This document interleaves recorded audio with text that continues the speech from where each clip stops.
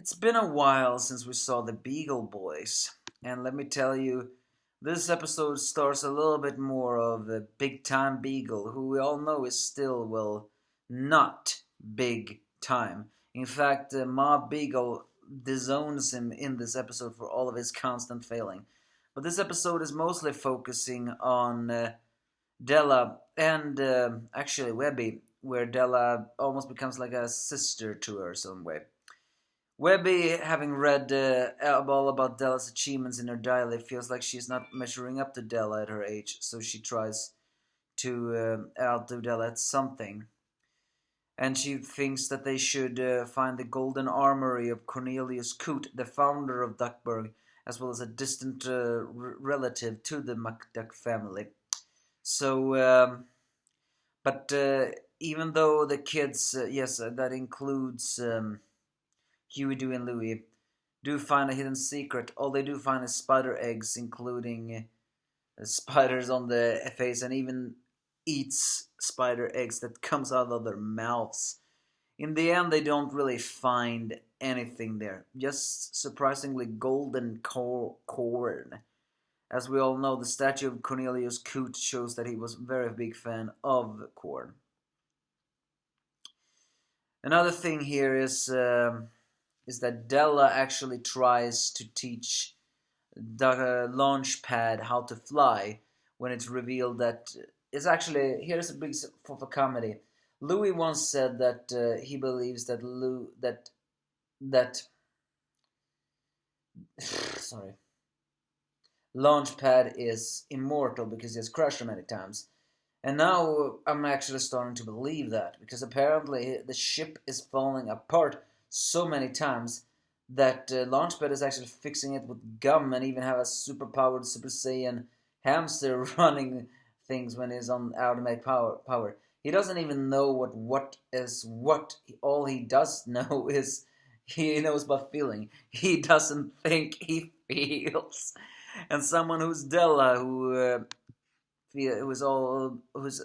she's not really about control, but since this is a ship and she's a very dedicated pilot, she feels that is a little bit insulting. So she tries to teach Launchpad flying, but in the end, it becomes apparent that that's not needed, because while Launchpad may be a very bad pilot, he's a very good crasher, meaning that they can crash and none of them can die.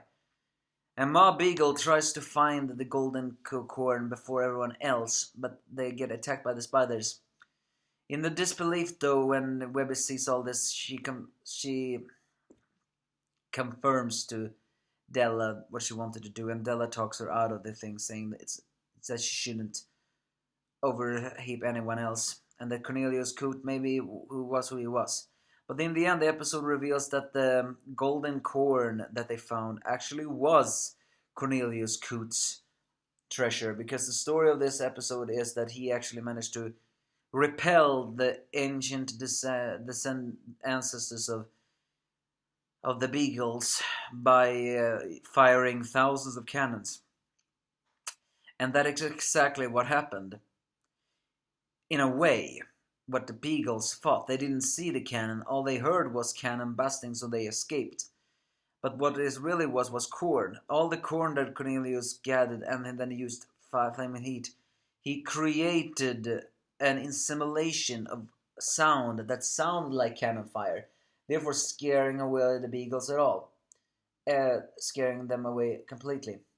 In a way, he was a hero that saved the people. But he wasn't a hero that truly had cannon. He was crafty, smarter than the smarties, so to speak. In the end, though, Big Time Beagle also manages to tame the spiders and free Ma Beagle, and he's welcomed back into the family as the new Cornelius Coot plays. That also has a cameo by Mrs. Quackfaster. Now can even have some popcorn.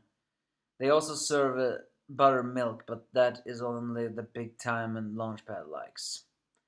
Basically, this episode, it's not really the greatest of them all. I mean, Launchpad in the plane thing was kind of funny. It is a little bit sad, though, that yes, he is good sometimes what he does, but it's not really good what he does anyway. He is a very lucky man. It is kind of funny. But Webby showing her insecurities here that really shows that for all of her adventure, she is still a child. And she's still someone who doesn't really know what her place is in this world. So I like it. Although it's still not as good as last episode. Give me a fuss if you have any.